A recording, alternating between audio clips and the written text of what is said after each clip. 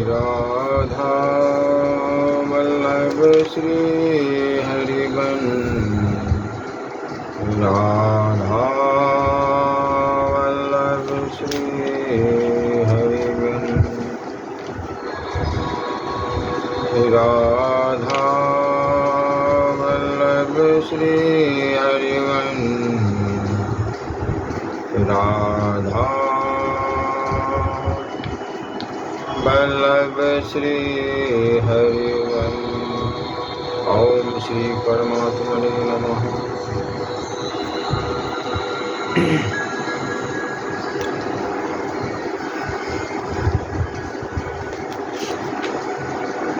गुरु बनने का अधिकार किसको? सच्चे गुरु मिलना दुर्लभता है। गुरु की कृपा, गुरु का वचन का महत्व, गुरु कृपा अथवा संत कृपा का बहुत बड़ा विशेष महत्व है। भगवान की कृपा से जीव को मानव शरीर मिलता है और गुरु कृपा से भगवान मिलते हैं और समझते हैं कि हम गुरु बनाएंगे तब वे कृपा करेंगे, परंतु यह कोई महत्व की बात नहीं है। अपने अपने बालकों का सब पालन करते हैं, कुत्तियाँ भी अपने बच्चों का पालन करती हैं, परंतु संत कृपा बहुत विलक्षण होती है। दूसरा शिष्य बने या न बने, उनसे प्रेम करे या बैर करे, इसको संत नहीं देखते। दिन दुखी को देखकर संत का हृदय द्रवित हो जाता है, इससे उसका काम हो जाता है। जगाई मधाई प्रसिद्ध पापी थी और साधुओं से बैर रखते थे, पर चैतन्य महाप्रभु ने उन पर भी दया करके उनका उद्धार कर दिया। संत सब पर कृपा करते हैं, पर परमात्म तत्व का जिज्ञासु ही उस कृपा को ग्रहण करता है। जैसे प्यासा आदमी ही जल को ग्रहण करता है।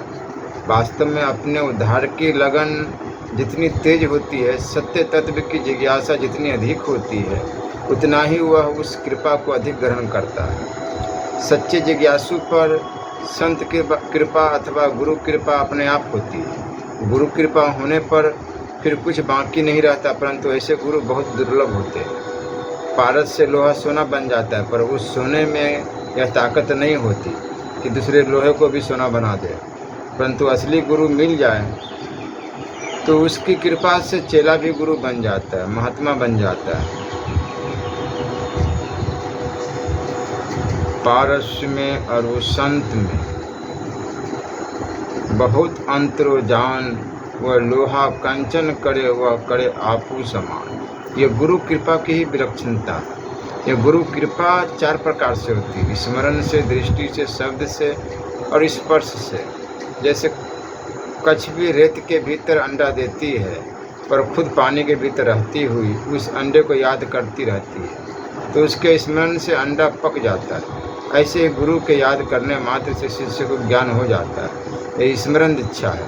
जैसे मछली जल में अपने अंडे को थोड़ी थोड़ी देर में देखती रहती है, तो देखने मात्र से अंडा पक जाता है। ऐसे गुरु की कृपा दृष्टि से शिष्य को ज्ञान हो जाता है। यह दृष्टि दीक्षा है। जैसे कुर्री पृथ्वी पर अंडा देती है और आकाश में शब्द करती घूमती रहती है, तो उसके शब्द से अंडा पक जाता है। ऐसे गुरु अपने शब्दों से शिष्य को ज्ञान करा देता है। यह शब्द दीक्षा है। जैसे मयूरी अपने अंडे पर बैठी रहती है, तो उसके स्पर्श से अंडा पक जाता है। ऐसे गुरु के हाथ से स्पर्श शिष्य को ज्ञान हो जाता है। यह स्पर्श दीक्षा है। ईश्वर की कृपा से मानव शरीर मिलता है, जिसको मानव पाकर जीव स्वर्ग अथवा नरक में जा सकता है तथा मुक्त भी हो सकता है। परंतु गुरु कृपा या संत कृपा से मनुष्य को स्वर्ग अथवा नरक नहीं मिलते, केवल मुक्ति ही मिलती है। गुरु बनाने से ही गुरु कृपा होती है, ऐसा नहीं है। बनावटी गुरु से कल्याण नहीं होता। जो अच्छे संत महात्मा होते हैं वो चेला बनाने से ही कृपा करते हो, ऐसी बात नहीं है। स्वतः वह और स्वाभाविक कृपा करते हैं। सूर्य को कोई इष्ट मानेगा तभी वह प्रकाश करेगा, यह बात नहीं है। सूर्य तो स्वतः और स्वाभाविक प्रकाश करता है। इस प्रकाश को चाहे कोई काम में ले ऐसे ही गुरु के संत महात्माओं की कृपा स्वतः स्वाभाविक होती है। जो उनके सम्मुख हो जाता है वह लाभ ले लेता है, जो सम्मुख नहीं होता वह लाभ नहीं लेता। जैसे वर्षा बरसती है तो उसके सामने पात्र रखने से वह जल से भर जाता है, परंतु पात्र उल्टा रख दे तो वह उस जल से नहीं भरता और सूखा रह जाता है। संत कृपा को ग्रहण करने वाला पात्र जैसा होता है वैसा ही उसको लाभ होता है। सतगुरु झूठा इंद्र सम कमी न राखी कोई, वैसा ही फल निपजे जैसी भूमिका होई। वर्षा सब पर समान रूप से होती है, पर बीज जैसा होता है वैसा ही फल पैदा होता है। इसी तरह भगवान की और संत महात्माओं की कृपा सब पर सदा समान रूप से रहती है, जो जैसा चाहे लाभ उठा सकता है। गुरु के वचन का महत्व। गुरु बनाने से कल्याण नहीं होता, परंतु गुरु की बात मानने से कल्याण होता है, क्योंकि गुरु शब्द होता शरीर नहीं। जो तू चेला देह को, देह खेह की खान, जो तू चेला शब्द को, शब्द ब्रह्म कर मान। गुरु शरीर नहीं होता और शरीर गुरु नहीं होता, इसलिए गुरु कभी मरता नहीं। अगर गुरु मर जाए तो चेले का कल्याण कैसे होगा? शरीर को तो अधम कहा गया। क्षिति जल पावक गण गण शरीरा, पंच रचित अति अधम शरीरा। अगर किसी का हर मांसमय शरीर गुरु होता है तो वह अधम होता है, कालनेमी होता है।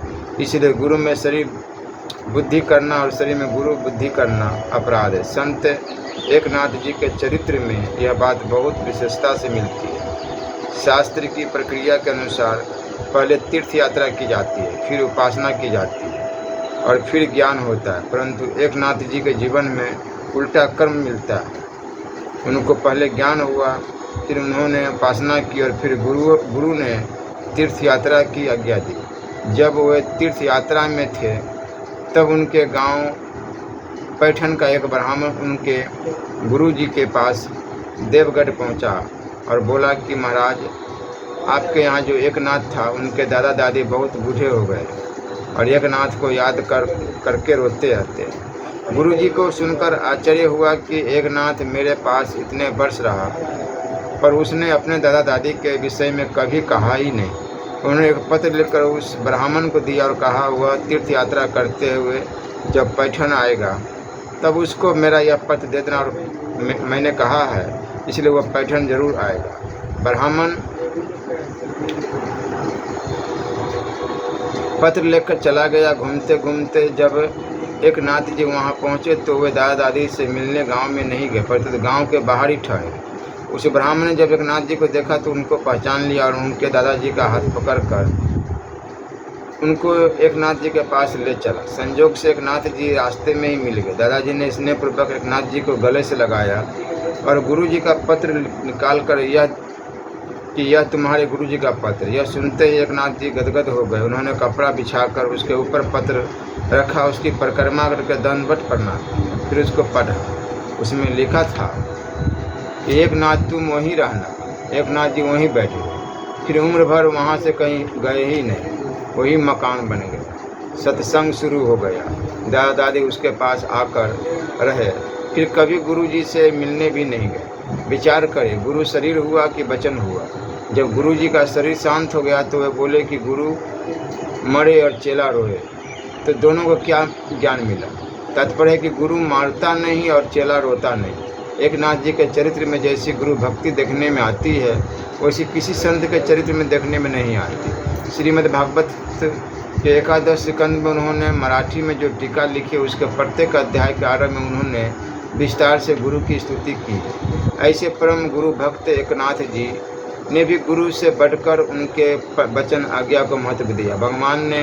भगवान से लाभ उठाने की 5 बातें: नाम जप, ध्यान, सेवा, आज्ञा पालन और संग। परंतु संत महात्माओं से लाभ उठाने में 3 ही बातें उपयुक्त थी: सेवा, आज्ञा पालन और संग। इसलिए गुरु का नाम जप और ध्यान न करके उनकी आज्ञा का, उनके सिद्धांत का पालन करना चाहिए। गुरु को सिद्धांत के अनुसार अपना जीवन बनाना ही वास्तविक गुरु पूजन और गुरु सेवा है। कारण कि संत महात्माओं को शरीर से भी बढ़कर सिद्धांत प्यारा होता है। सिद्धांत की रक्षा के लिए वे प्राण भी दे देते हैं, पर सिद्धांत नहीं छोड़ते। गुरु शरीर नहीं होता, परंतु तत्व होता है। अतः सच्चे गुरु अपना पूजन ध्यान नहीं करवाते, परंतु भगवान का ही पूजन ध्यान करवाते। सच्चे संत अपनी आज्ञा का पालन भी नहीं करवाते, परंतु यही कहते हैं कि गीता, रामायण आदि ग्रंथों की आज्ञा का पालन करो। जो गुरु अपने फोटो देते हैं, उसको गले में धारण करवाते हैं, उसकी पूजा और ध्यान करवाते हैं, कोई धोखा देने वाले होते हैं। कहाँ तो भगवान चिन्मय पवित्र शरीर और कहाँ हार मांस का जड़ अपवित्र शरीर। जहाँ भगवान की पूजा होनी चाहिए वहाँ हार मांस के पुतले की पूजा होना बड़ा ही भारी दोष है। जैसे राजा से बैर करने वाला, उससे विरुद्ध चलने वाला राजद्रोही होता है, ऐसे ही अपनी पूजा करवाने वाला भगवत द्रोही होता है। गीता प्रेस के संस्थापक, संचालक और संरक्षक सेठ जी जयदयाल गोंदका जी से एक सज्जन कहा कि हम आपको फ़ोटो लेना चाहते हैं। तो उन्होंने कहा कि पहले अपनी जूती लाकर मेरे सिर पर बांध दो, पीछे फ़ोटो ले ले। अपनी पूजा कराना मैं जूता मारने की तरह समझता हूँ। एक बार सेठ जी ने एक संत से पूछा कि आप पुस्तकों में अपना चित्र दिया करते, अपने नाम, चित्र आदि का प्रचार क्या करते, तो इससे आपका भला होता है या शिष्यों का भला होता है अथवा संसार का भला होता है, किसका भला होता है? इस प्रश्न का उत्तर उनसे देते नहीं बने। गुरु बनने का अधिकार किसको है? गुरु की महिमा गोविंद से भी अधिक बताई गई है, पर यह महिमा उस गुरु की है जो शिष्य का उद्धार कर सके। श्रीमद् भागवत में आया है कि जो समीप आई हुई मृत्यु से नहीं छुड़ाता वह गुरु नहीं, जो स्वजन नहीं है, पिता नहीं है, माता नहीं, इष्ट देव नहीं और पति नहीं, इसलिए संतों को जानने में आया है। चौथे पद चिन्हे बिना शिष्य करो मत कोई। तात्पर्य कि जब तक अपने में शिष्य का उद्धार करने की ताकत न आए तब तक कोई गुरु मत बन। कारण कि गुरु बन जाए और उद्धार न कर सके तो बड़ा दोष लगता है। हरे शिष्य धन शोक न हरई, सो गुरु हो घोर नरक महु पड़ई। वह घोर नरक में पिछले पड़ता है कि मनुष्य इस दूसरी जगह जाकर अपना कल्याण कर लेता है, पर उसको अपना शिष्य बनाकर एक जगह अटका ले दिया। उसको अपना कल्याण करने के लिए मनुष्य शरीर मिला था, उसमें बड़ी बाधा लगा दी। जैसे एक घर के भीतर कुत्ता आ गया तो घर के मालकिन ने दरवाज़ा बंद कर दिया। घर में खाने को कुछ था नहीं, अब उस कुत्ते को वहाँ तो कुछ खाने को मिला नहीं और दूसरी जगह जा सकेगा नहीं। यही दशा आजकल चेले की होती है। गुरु जी खुद तो चेले का कल्याण कर सकते हैं और नहीं और दूसरी जगह जाने देते भी नहीं।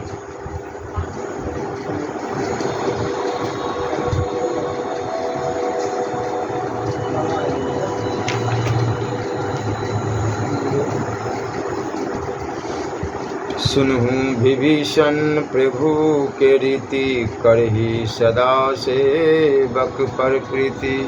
कहूँ सदा सेवक पर प्रीति, कहूँ कवन मैं परम कुलीना। कपि चंचल सभी विधिहीना, प्राप्त लई जो नाम हमारा। ते ही दिन ताही न मिले आहारा, अस्मय अधम सखा सुनु मोहि। पर रघुवीर किन्हीं कृपा सुमिरी, गुण भरे बिलोचननी। श्री शरणानंद जी महाराज ने लिखा है कि जो उपदेष्टा भगवत विश्वास की जगह पर अपने व्यक्तित्व का विश्वास दिलाते हैं और भगवत संबंध के बदले अपने व्यक्तित्व से संबंध जोड़ने देते हैं, वे घोर अनर्थ करते हैं। व्यक्ति में श्रद्धा विश्वास करने की अपेक्षा भगवान में श्रद्धा विश्वास करने से ज़्यादा लाभ होगा, जल्दी लाभ होगा और विशेष लाभ होगा। इसलिए जो गुरु अपने में विश्वास कराता है, अपनी सेवा कराता है, अपने नाम का जप करवाता है, अपने रूप का ध्यान करवाता है, अपनी पूजा करवाता है, अपने जूठन देता है, अपने चरण धुलवाता है, वह पतन की तरफ ले जाने वाला है। उससे सावधान रहना चाहिए। भगवान का ही अंश होने के कारण मनुष्य मात्र सदा से ही भगवान के साथ घनिष्ठ संबंध है। यह संबंध स्वतः स्वाभाविक है, बनावटी नहीं है, परंतु गुरु के साथ जोड़ा गया संबंध बनावटी होता है। बनावटी संबंध से कल्याण नहीं होता, परंतु बंधन होता है, क्योंकि संसार के बनावटी संबंध से ही हम बंधे हैं। आप विचार करें, जिन लोगों ने गुरु बनाया है, क्या उस सबका कल्याण हो गया? उनको तत्व ज्ञान हो गया, भगवान की प्राप्ति हो गई, जीवन मुक्ति हो गई, किसी को हो गई हो तो बड़े आनंद की बात है। पर हमें विश्वास नहीं होता है। एक तो लोग हैं जिन्होंने गुरु बनाया है और दूसरे लोग वो है जिन्होंने गुरु नहीं बनाया है। पर सत्संग करते हैं, उन दोनों में आपको क्या फ़र्क दिखता है? विचार करें कि गुरु बनाने से ज़्यादा लाभ होता है कि अथवा सत्संग करने से ज़्यादा लाभ होता है? गुरु जी हमारा कल्याण कर देंगे, ऐसा भाव होने से अपने साधन में ढिलाई आ जाती है। इसलिए गुरु बनाने वालों में जितने राग द्वेष पाए जाते हैं उतना सत्संग करने वालों में नहीं पाए जाते। किसी को अच्छा संग भी मिल जाए तो वह किसी के साथ लड़ाई झगड़ा मारपीट नहीं करता, पर अपने को किसी गुरु का चेला मानने वाले दूसरे गुरु के चेलों के साथ मारपीट भी कर देते हैं। गुरु बनाने वालों में कोई विशेष परिवर्तन नहीं दिखता, केवल एक वहम पड़ जाता है कि हमने गुरु बना लिया, इसके सिवाय और कुछ नहीं होता। इसलिए गुरु बनाने से मुक्ति हो जाती है, यह नियम है ही नहीं। गुरु बनाना और बनना बड़े जोखिम की बात है, कोई तमाशा नहीं है। कोई आदमी कपड़े की दुकान पर जाए और दुकानदार से कहे कि मेरे को हमको कपड़ा चाहिए, दुकानदार उसे कपड़े का मूल्य तो ले लेगा, पर कपड़ा नहीं दे तो क्या हो? यह उचित है? अगर कपड़ा नहीं दे सकते तो मूल्य क्यों लिया, और मूल्य लिया तो कपड़ा क्यों नहीं दिया? ऐसे शिष्य तो बना लिए, भेंट पूजा ले ली और उधार क्यों नहीं किया? तो उचित है पहले चेला बन जाओ, उधार पीछे करेंगे। यह ठगाई है। अपना पूजन करवा लिया, भेंट ले ली, चेला बना लिया और भगवत प्राप्ति नहीं कराई, तो फिर आप गुरु क्यों बने? गुरु बने ही तो भगवत प्राप्ति कराओ, और नहीं कराओ तो आपको गुरु बनने का कोई अधिकार नहीं है। अगर चेले का कल्याण नहीं कर सकते तो उसको दूसरी जगह जाने दो। खुद कल्याण नहीं कर सकते तो फिर उसको रोकने का क्या अधिकार है? खुद कल्याण करते नहीं और दूसरे की जगह जाने देते नहीं तो बेचारे शिष्य का तो नाश ही कर दिया ना, उसका मनुष्य जन्म निरर्थक कर दिया। अब वह अपना कल्याण कैसे करेगा? इसलिए जहाँ तक बने गुरु शिष्य का संबंध नहीं जोड़ना चाहिए। गुरु शिष्य का संबंध बिना जोड़े संत की बात मानोगे तो लाभ होगा, और नहीं मानोगे तो नुकसान होगा। तात्पर्य गुरु शिष्य का संबंध न जोड़ने में लाभ ही लाभ है, नुकसान नहीं है। परंतु गुरु शिष्य का संबंध जोड़ोगे तो बात नहीं मानने पर नुकसान होगा। कारण कि अगर गुरु असली हो और उसकी एक बात भी टाल दे, उनकी आज्ञा न माने, तो गुरु का अपराध होता है, जिसको भगवान भी माफ़ नहीं कर सकते। सच्चे गुरु की दुर्लभता। शिष्य के धन का हरण करने वाले गुरु तो बहुत है, पर शिष्यों के हृदय का ताप हरण करने वाले गुरु दुर्लभ है। गीता ने प्राणी मात्र के हित में प्रीति की बात कही है। सर्वभूत हिते रता। सच्चे संतों की दृष्टि प्राणियों के हित की तरफ रहती है, उनकी अपनी तरफ खींचने की नहीं। वे न तो किसी को अपना चेला बनाते हैं, न अपनी टोली बनाते हैं, और न किसी को कुछ लेते हैं, पर तो दूसरे का कल्याण कैसे हो इस तरफ दृष्टि रखते हैं। और केवल शिष्यों के लिए ही नहीं, परंतु प्राणी मात्र के कल्याण के लिए भगवान से प्रार्थना करते हैं। सर्वे भवन्तु सुखिनः, सर्वे सन्तु निरामया, सर्वे भद्राणि पश्यन्तु मा कश्चित् भाग्यवत्। कारण कि वे भुक्त भोगी होते हैं, अतः वे जानते हैं कि संसार में कितना दुख है और संसार से संबंध विच्छेद करने में कितना सुख है। इसलिए वे चाहते हैं कि दूसरे लोग भी संसार के दुखों से छूट जाए और सदा के लिए परम सुख का अनुभव कर लें। इस जमाने में सच्चे संत महात्मा देखने को नहीं मिलते। सच्चे महात्मा पहले ज़माने में भी बहुत कम थे, वर्तमान में तो विशेष कम हो गए। वर्तमान में तो गुरु बनने का एक पेशा व्यवसाय ही बन गया है। चेला इसलिए बनाते हैं कि अपनी जीविका चलती रहे, अपनी मनमानी होती रहे, अपनी मान बड़ाई, शरीर का मान और नाम की बड़ाई होती रहे, अपना स्वार्थ सिद्ध होता रहे। यही भाव चेलों का भी रहता है। गुरु लोभी, शिष्य लालची, दोनों खेले दाव, दोनों डूबा परशुराम, बैठ पत्थर की नाव। आजकल नकली चीज़ों का ज़माना है। ब्राह्मण भी नकली, क्षत्रिय भी नकली, वैश्य भी नकली, शूद्र भी नकली, ब्रह्मचारी भी नकली, गृहस्थ भी नकली, वानप्रस्थ भी नकली, साधु भी नकली, यहाँ तक कि साग सब्जी, दूध, फूल, पत्ती सब मिर्च मसाले सब नकली मिलते, हर चीज़ नकली। तो गुरु असली कहाँ मिलेगा? मिथ्या राम दम रत जोई, ता कहूँ संत कही सब कोई, निराचार जो श्रुति पथ त्यागी, कलयुग सोई ज्ञानी सो विरागी।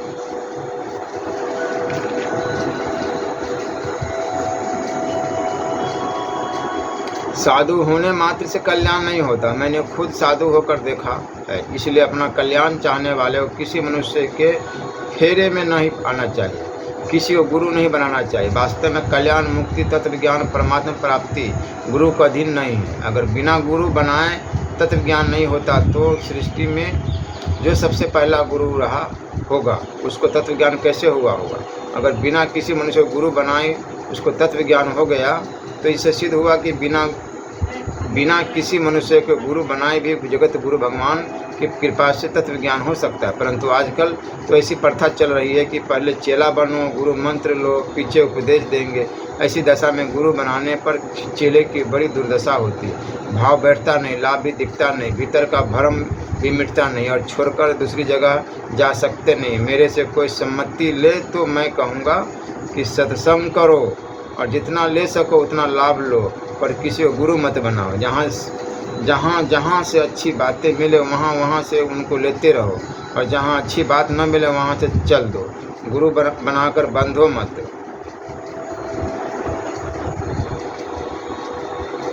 मधु का लोभी भ्रमर जैसे एक पुष्प से दूसरे पुष्प की ओर आता है, ऐसे ही ज्ञान का लोभी शिष्य एक गुरु से दूसरे गुरु की ओर जाए।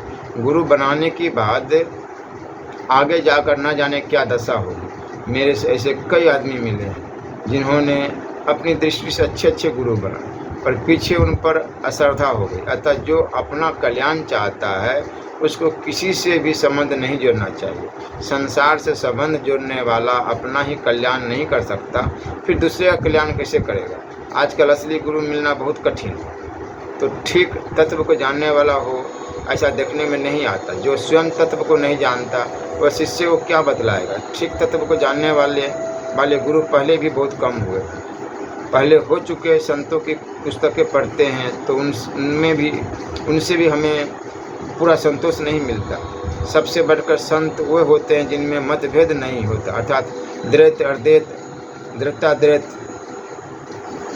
विशिष्टाद्वैत आदि किसी एक मत का आग्रह नहीं होता। इसलिए साधक के लिए सबसे बढ़िया बात यही है कि वह सच्चे हृदय से भगवान में लग जाए, किसी व्यक्ति को न पकड़कर परमात्मा को पकड़े। व्यक्ति में पूर्णता नहीं होती, पूर्णता परमात्मा में होती है। हम सच्चे हृदय से परमात्मा के सम्मुख हो जाए तो ये योग, ज्ञान, भक्ति सब कुछ दे देते हैं। बोलो राधे राधे। श्री राधा वल्लभ लाल की जय।